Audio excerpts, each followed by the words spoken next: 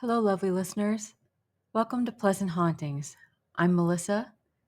I hope everyone is doing well. Tonight, I have a supernatural story I have written. If you would like to read along, you can find the story on my vocal.media account, linked below. A little side note, I make sterling silver jewelry with semi-precious stones. I do have links below to the shop and Instagram for Mel Muse jewelry. There's also an Instagram link for Pleasant Hauntings, so be sure to follow me there. I hope you don't find it strange I'm mixing in another art form on this channel, but aren't we all multifaceted creatures? I'm so glad you're here. Please hit like and subscribe to Pleasant Hauntings. It really helps the channel out.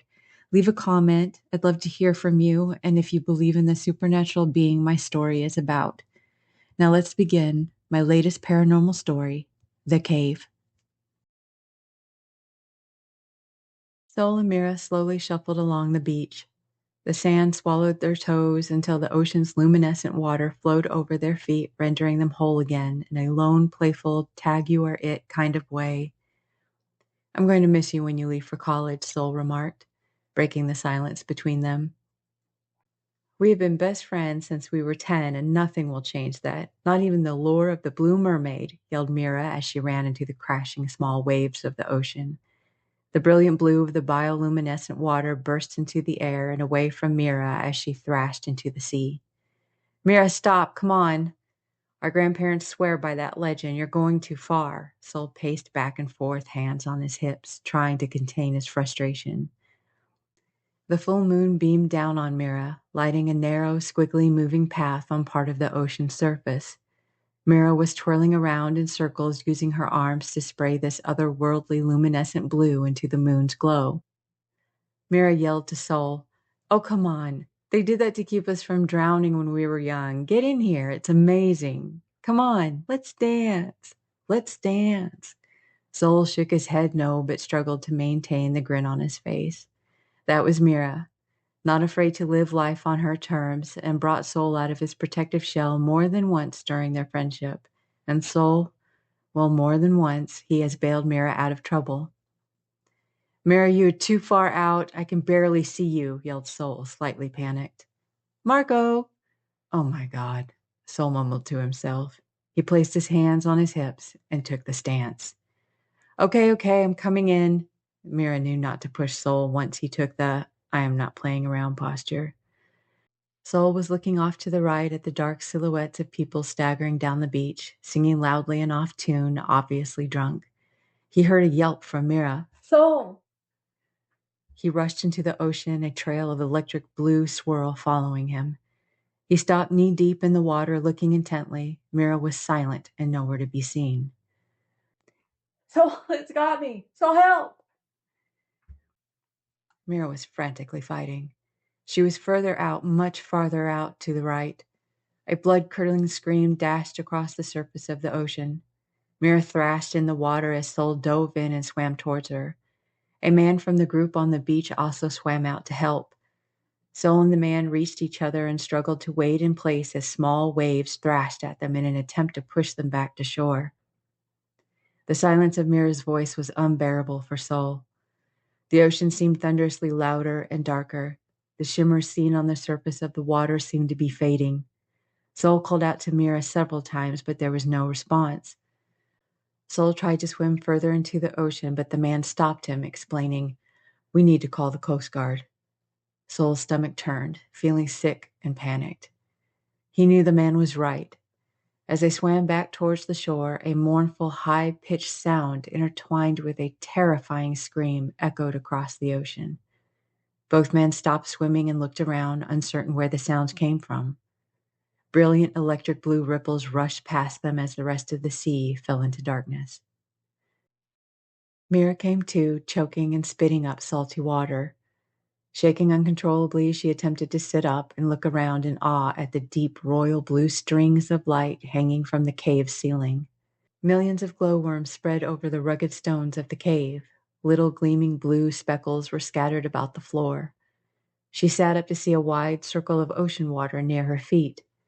Surrounding the water were sharp, jagged rocks. She looked around for openings, for a hint of light from the full moon, but was overwhelmed with the numerous glowworms and the soft light they cast within the cave. A splash of water hit Mira's backside, startling her. She turned towards the water, terror gripping her insides. She scraped her feet against the stone floor, desperately trying to get back from the thing crawling out of the water, staring intently at her. It grabbed her ankles with its webbed fingers. Its nails, sharp as claws, punctured her skin. The probing pain sent a shockwave through Mira's body, forcing out the last bit of air her body held. The creature glared curiously as Mira silently screamed out. Mira looked back at the being struggling to free her legs, but its grip was too solid. They stared at each other, the silence creating a searing tension. Mira couldn't believe what she was seeing. It was a woman whose skin was textured with scales like a fish. Her hair was fiery strawberry blonde and dry. The lips and nose are small, but the eyes are large, almond-shaped, and completely jet black. No white of the eye is seen. A slapping sound from the water led Mira's eyes to the creature's waist. The shape of legs pressed together was wrapped in a shiny, scaly ivory color and ended with a fish's tail, lined with thicker scales and tinged with radiant greens and ivory hues. Mira's senses finally came back as her body adjusted to the pain around her ankles. She felt her right hand resting on a rounded stone vibrating from her quivering hand. She picked up the stone and hurled it at the mermaid's face. The mermaid screeched, letting go of the legs, and threw herself back into the water. She stared at Mira, her black eyes vexed. She turned around and dove into the water, slapping her tail against the surface, causing a small wave to slap into Mira. Mira stared at the water as the chaotic ripples settled down. The mermaid did not resurface. Her eyes settled on the strange-looking rock, the stone she hurled at the mermaid's face. She picked it up, turned it around, and screamed. The skull was coated in reddish-brown slime, pieces missing, and partial tissue remained where the eyes once were. Mira dropped the skull and it rolled into the water and disappeared. Looking around her and climbing up higher on the rugged stone of the cavern, she noticed the smell of the cave, a mix of salty seawater, metallic fruity aroma, and rotting meat. The cave floor and stone crevices were littered with bones in varying stages of decay. Keeping what little she had left in her stomach down, she continued to climb further away from the water. Her mind raced as she tried to plan her escape. She couldn't remember a cave on the island. The older locals talked of a hidden cave under the ocean's surface, a cave that many warned never to go looking for. She couldn't remember how she got there or if she could hold her breath long enough or even see underwater to get out. A pop of pink color behind a boulder caught her attention. She pulled it out, discovering it was a small purse. Inside was a college ID of an American woman, Scarlet, fair-skinned, with large blue eyes and fiery strawberry blonde hair. Mira cried as she rummaged through the bag. "It can't be," she mumbled in disbelief. "Sol," she whispered to herself. Sol told her of the missing American tourist a couple months back. A local fisherman had spread the word an American woman had been taken by a merman. The news stated a snorkeling accident. Mira had laughed at Sol for believing the local superstitions. A chaotic plashing of water interrupted her thoughts. Startled, Mira looked at the disturbed water and scanned the surface for the mermaid. She clutched her chest as her heart beat violently. A soft circular ripple formed in the middle of the pool and spread towards the edges of the cave floor. The fiery red hair slowly rose above the surface, revealing the soft, shiny, lustrous ivory scales, then the jet black, glaring eyes. Mira held up the pink purse and whispered, "Scarlet?" The mermaid's eyes pierced tightly. She flew straight out of the water, up in the air, and screamed at an unbearable high pitch. Mira slapped her hands to her ears and screamed right along with her.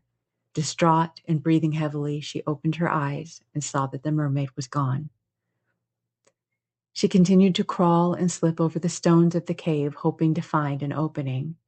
Mira struggled to get around the rock formation. Skulls, thigh bones, pelvis bones, ribs speckled with bioluminescent worms, or human decay made the trek nearly impossible, along with the blood that continued to slowly pool over her feet from the puncture wounds around her ankles. Mira frustratingly screamed and threw whatever her hands could find: rocks, bones, a man's shoe. She cried while lying against a large stone, her thoughts spinning out of control. She didn't know what to do. A silver glimmer caught her eye. To her left, near the bottom of the cave, she saw a black bundle and something shiny. She climbed down the rocks to discover it was a pile of clothes: black pants and a blazer, a white button-down shirt, and a black belt with a silver buckle. The clothes looked shredded by claw marks and spotted with dark blood stains, only partially dry. The white shirt was soaked with blood. The breast pocket contained a wallet. Mira opened it and saw the ID of a local businessman, Alano Cologne, a young lawyer the local news had been airing recently.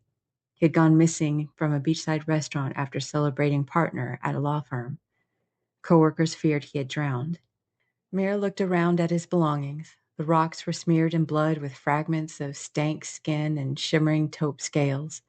The pit of her stomach contracted so tightly she almost fainted. She moved away from Alano's belongings, exhausted and in pain. She settled into some large stones eerily shaped like a chair worthy of a king and fell asleep. Startled awake by a high-pitched screech, Mira sat upright, tense, struggling to breathe. She looked at the pool of water and saw rippling upon the surface. Where was the mermaid? Movement behind a large boulder down below on the floor caught her eye. With eyes wide and barely breathing, she sat still. A head of dark hair peeked out from behind the rock. Mira couldn't make out a face. A man's hand slipped around the rock, revealing more of the dark curly hair. Alano? Mira cautiously whispered. She said his name again loudly, and in a strained voice a man yelled, "Help me." Mira quickly climbed down the rocks. "I'm coming. Hold on, Alano." She ran towards the boulder and grabbed Alano's hand. Terror exploded in Mira's body as Alano grabbed Mira by the shoulders and with great strength tossed her into the water. Mira thought she saw the mermaid beyond the bubbles around her. She kicked her legs to resurface, but claws grabbed her ankles and yanked her down further. Salt water rushed into her airways. As Mira fought for air, bright strawberry blonde hair wisped across her face as if to taunt her. Bare arms wrapped around her and brought her swiftly to the surface. She floated against the body that held her as she gasped for air. The mermaid slowly rose to the surface opposite Mira. The red hair spread across the surface of the water. The ivory scales shimmered in her large black eyes. Her eyes seemed to be smiling at Mira, almost mockingly. Mira yelled and struggled out of the arms that held her. It was Alano. Dark curly hair, shimmering taupe scales scattered amongst bloody patches of skin, eyes brown with black seeping over the white of the eyes. Mira tried to swim to the rocks, but was struck by something large and flat pushing her underwater. She turned her body around underwater and kicked away from Alano's tail. Alano watched Mira resurface. "Alano, please, get me out of here." Alano, struggling to speak with a raspy, strained voice accompanied by dull, bass-like tones and hostile eyes, said, "I won't be alone." He grabbed Mira's arm, pulling her to him, and opened his mouth lined with stunted, sharp teeth and bit into her clavicle, breaking the bone in two. Piercing pain shot through her skull, rendering her motionless. Mira slowly slipped beneath the surface. Alano gracefully dove into the water, waving his merman tail gently, following Mira as she sank to the deep depths of the ocean. Mira saw the bottom of the cave beneath the water getting smaller and smaller. She couldn't move and was not struggling to breathe as she gently sunk further into the depths of the ocean, which felt like a silky, cool covering wrapped around her body. Alano followed, his eyes turning completely black.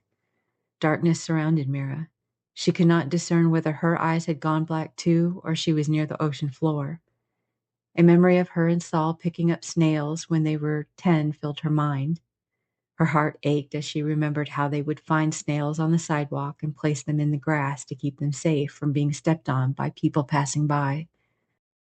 "Sir, I'm sorry, but we are heading back to shore now.